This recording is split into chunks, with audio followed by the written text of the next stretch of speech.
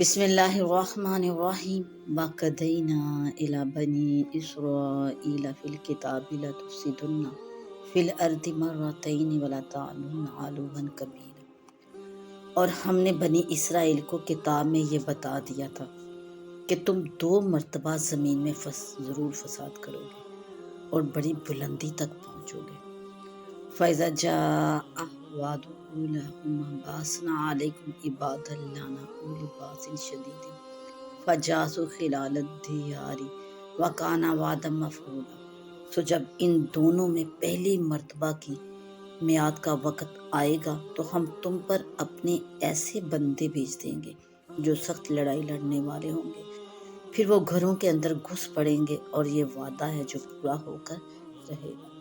ثم رددنا لكم الكرة عليهم وامددناكم بأموال وبنين وجعلناكم أكثر نفيرا۔ پھر ہم ان پر تمہارا غلبہ واپس کر دیں گے اور مالوں سے اور بیٹوں کے ذریعے تمہاری امداد کریں گے اور جماعت کے اعتبار سے تمہیں خوب زیادہ بڑھا دیں گے۔ اللہ جل شانہ نے بنی اسرائیل پر پہلی بار جالوت کو مسلط فرما دیا تھا۔ اس نے انہیں قید کیا اور قتل کیا اور برباد کیا۔ پھر اللہ سبحانہ تعالیٰ نے داؤد علیہ السلام کے زمانے میں انہیں قوت و طاقت عطا فرما دی، جس کا ذکر اللہ جل شانہ نے ثم رددنا لکم الکرۃ علیہم میں ذکر فرمایا۔ پھر دوسری بار جب شر و فساد میں غرق ہوئے تو اللہ جل شانہ نے ان پر بخت نصر کو بھیج دیا، جس نے ان کو قید کیا اور برباد کیا۔ اس کے بعد اللہ جل شانہ نے ان پر رحم فرمایا، جس کا ذکر اللہ سبحانہ نے عسیٰ ربکم ان یرحمکم میں ذکر فرمایا ہے۔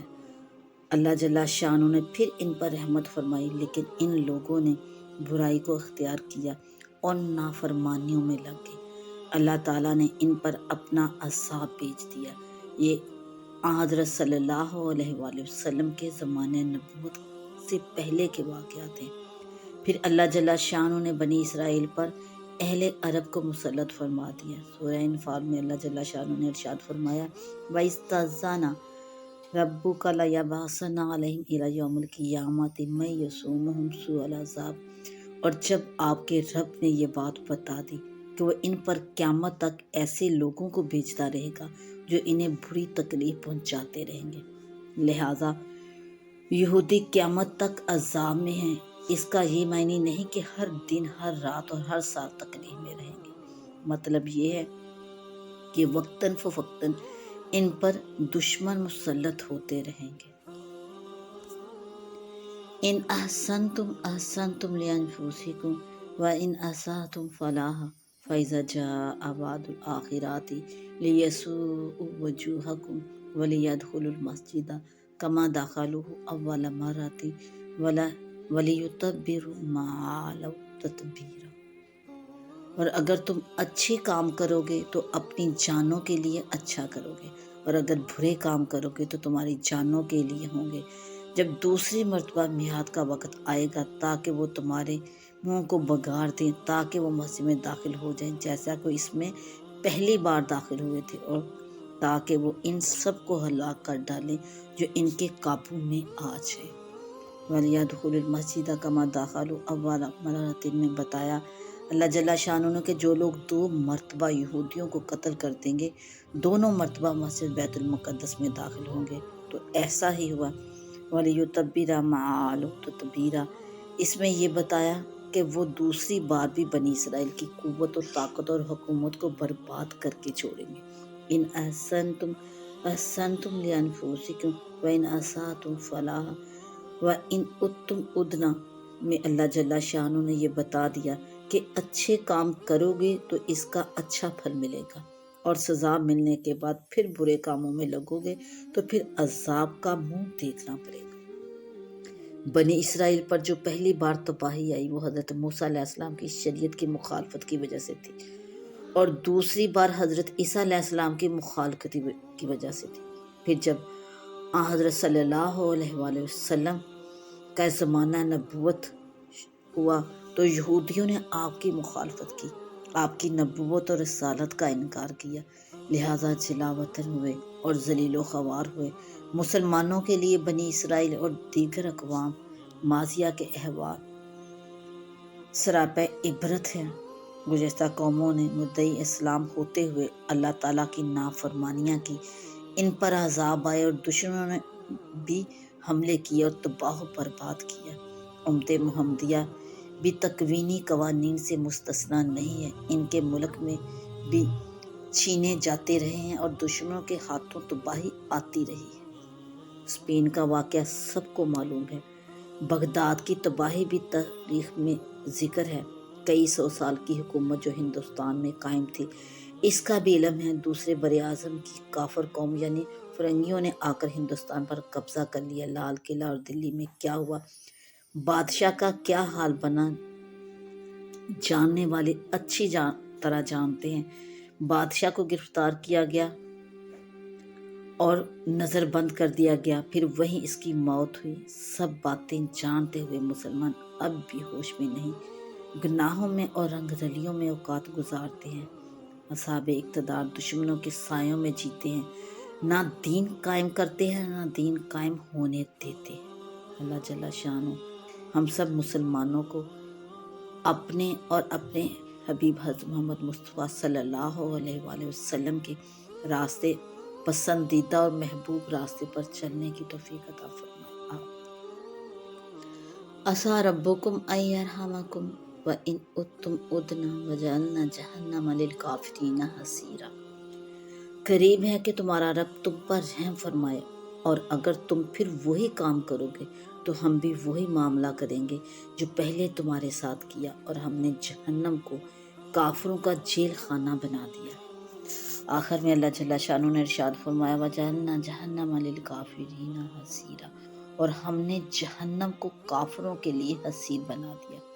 حصیر کا ترجمہ بعض حضرات نے سجن یعنی جیل خانہ سے کیا ہے، کیونکہ یہ شروع سے ماخوذ ہے جو روکنے کے معنی میں آتا ہے، اور حضرت حسن نے فرمایا کہ اس سے فراش یعنی بچھونا مراد ہے۔ حصیر چٹائی کو کہتے ہیں، اسی نسبت سے انہوں نے اس کا یہ معنی لیا ہے کہ آیت کریمہ لَهُم مِّن جَهَنَّمَ مِہَادٌ وَمِن قَوْمٍ غَوَاصٍ سے اس کی تائید ہوتی ہے۔ إِنَّ هَٰذَا الْقُرْآنَ يَهْدِي لِلَّتِي هِيَ أَقْوَمُ وَيُبَشِّرُ الْمُؤْمِنِينَ الَّذِينَ يَعْمَلُونَ الصَّالِحَاتِ أَنَّ لَهُمْ أَجْرًا كَبِيرًا۔ بے شک یہ قرآن ایسے طریقے کی ہدایت دیتا ہے جو بالکل سیدھا ہے، اور ایمان والوں کو بشارت دیتا ہے جو نیک عمل کرتے ہیں کہ ان کے لیے بڑا اجر ہے۔ قرآن سیدھے راستے کی ہدایت دیتا ہے، اہل ایمان کو بشارت اور اہل کفر کو عذاب علیم کی خبر دیتا ہے۔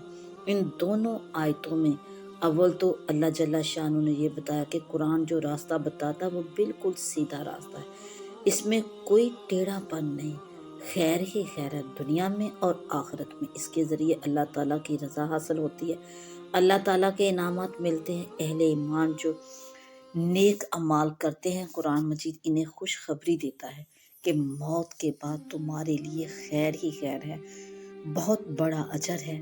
قرآن یہ بھی بتاتا ہے کہ جو لوگ آخرت پر ایمان نہیں لاتے، ان کے لیے اللہ تعالیٰ نے دردناک عذاب تیار فرمایا ہے۔ جو لوگ توحید اور رسالت کے قائل ہیں، آخرت کو بھی مانتے ہیں، آخرت کا منکر بھی مومن نہیں ہے، جیسا کہ توحید اور رسالت کے منکر بھی مومن نہیں۔ ہر وہ شخص جو تینوں چیزوں میں سے کسی بھی چیز کا انکاری ہو، منکر ہو، اس کے لیے دردناک عذاب ہے، جس کی جگہ جگہ قرآن کریم نے خبر دی ہے۔ وَأَنَّ الَّذِينَ لَا يُؤْمِنُونَ بِالْآخِرَةِ أَعْتَدْنَا لَهُمْ عَذَابًا أَلِيمًا، اور یہ بات بھی بتانا ہے کہ جو لوگ آخرت پر ایمان نہیں لاتے، ان کے لیے ہم نے دردناک عذاب تیار کیا ہے۔ وَيَدْعُ الْإِنسَانَ بِالشَّرِّ دُعَاءَهُ بِالْخَيْرِ وَكَانَ الْإِنسَانُ مَجْهُولًا، اور انسان برائی کے لیے ایسے دعا مانگتا ہے جیسے خیر کے لیے مانگتا ہے، اور انسان جلد باز ہے۔ انسان اپنے لیے برائی کی بد دعا کرتا ہے، اس کے مزاج میں جلد بازی ہے۔ اس آیت میں اللہ جل شانہ نے ارشاد فرمایا کہ انسان اپنے لیے برائی کی دعا کرتا ہے جیسے وہ خیر کی دعا کرتا ہے، اور اس کے انداز میں وہ خیر کے انداز کی طرح شر کا اختیار کر لیتا ہے راستہ۔ اس آیت کی تفسیر بیان کرتے ہوئے حضرت حسن نے ارشاد فرمایا کہ جب انسان کو غصہ آتا ہے تو اپنی جان کو اور اپنی بیوی کو اور اپنے مال کو اور اپنی اولاد کو برے الفاظ میں یاد کرتا ہے، پھر اگر اس کی دعا کے مطابق اللہ تعالیٰ اس پر تکلیف بھیج دے تو ناگوار معلوم ہوتا ہے، پھر خیر کی دعا کرتا ہے تو اللہ تعالیٰ اسے خیر عطا فرما دیتا ہے۔ حقیقت میں انسان ذرا سی ناگواری کی وجہ سے بد دعا کر بیٹھتا ہے، حالانکہ دعا ہمیشہ خیر ہی کی مانگنی چاہیے اور عافیت ہی کا سوال کرنا چاہیے۔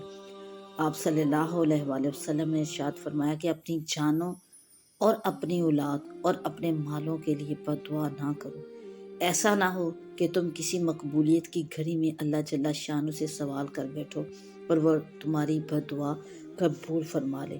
اس کے بعد انسان کا مزاج بیان کرتے ہوئے اللہ جل شانہ نے ارشاد فرمایا وَكَانَ الْإِنسَانُ عَجُولًا، اور انسان جلد باز ہے۔ دوسری آیت میں ارشاد فرمایا خُلِقَ الْإِنسَانُ مِنْ عَجَلٍ، کہ انسان جلدی سے پیدا کیا گیا۔ انسان کا یہ مزاج ہے کہ اس کے اعمال اور اشغال میں عجلت ظاہر ہوتی رہتی ہے، اور یہ عجلت بہت سی مصیبتوں کا سبب بنتی ہے۔ بہت سے ایکسیڈنٹ جلد بازی کی وجہ سے ہوتے ہیں، بہت سے فیصلے کرنے میں جلدی کرتے ہیں، طلاق دے بیٹھتے ہیں اور ایسے کام کر بیٹھتے ہیں جس کی وجہ سے بعد میں پچھتاتے ہیں۔